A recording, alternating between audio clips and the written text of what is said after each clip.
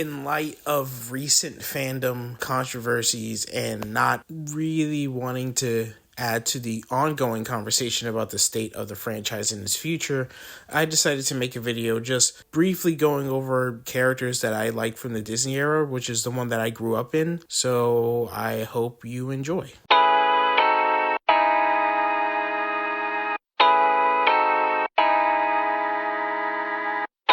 I already made a video extensively going through why I like the character of Cam Watanabe, so to just put it in very basic terms, he's a sarcastic nerd with a chip on his shoulder about not being a ranger, who then has to go back in time, learning about his own personal family history in order to accept his role as a Power Ranger. He is probably the first character I actually ever related to within the franchise, seeing as he was paired with a team of incompetent ninjas who were all chosen to be the heroes that would protect the planet from Lothor. It would make a lot of sense why Cam would have so much resentment towards them throughout the majority of the series. But once given his role as a ranger, he was able to explore more of his interests and grow a stronger connection with the other 5 rangers. I like Ethan for very similar reasons as to why I like Cam. He's another sarcastic nerd character, and he shows a lot of pride in being one. He shows no shame for his interest in computers and video games, which felt very, very important to me whenever I was young and I was showing interest in video games and online media. Another thing that I appreciated about his character was how they kind of avoided the typical trope of the nerds not being able to stand up for themselves.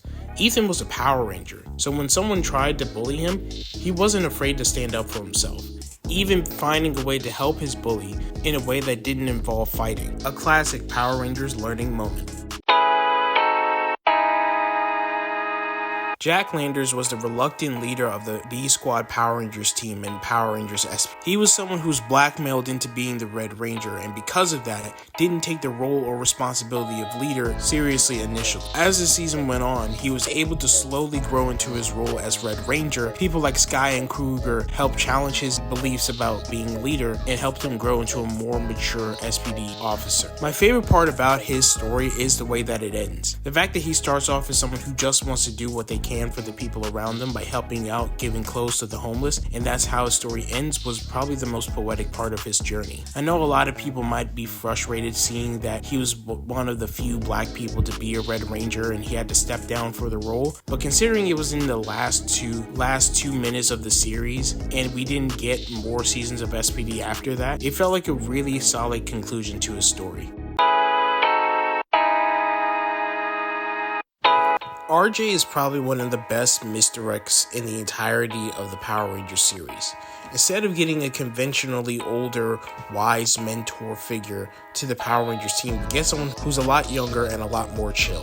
The way that he would train the students was always intrinsically tied with self-development and becoming a better person. But it was also interesting because you could tell in some ways RJ was kind of like a kid. He was someone who had ran away from his father to try to carve out his own identity and had succeeded in doing so. But even then, when his father showed up, he still had insecurities about whether or not what he was teaching the Rangers had made an impact. He was just as human as a character as he was funny or a cool character to watch. So he was someone who on a regular basis was able to challenge the members of the team, including Theo, Lily, and Dominic, but also was able to fight the good fight as a Power Ranger himself. Ziggy Grover starts off as the antithesis to what a Power Ranger is meant to be. He's cowardly, naive, and tries to find the easy way out as much as he can. We even meet him in the outskirts of Corinth trying to run away from his problems. Then he gets brought back into the fold, and then eventually gets forced into the position where he becomes a Ranger himself. He has to learn to fight, he has to learn to take responsibility. He even makes amends with people like the Scorpion Cartel, who he screwed over whenever he was part of their group, and ends up saving them from the robot invasion.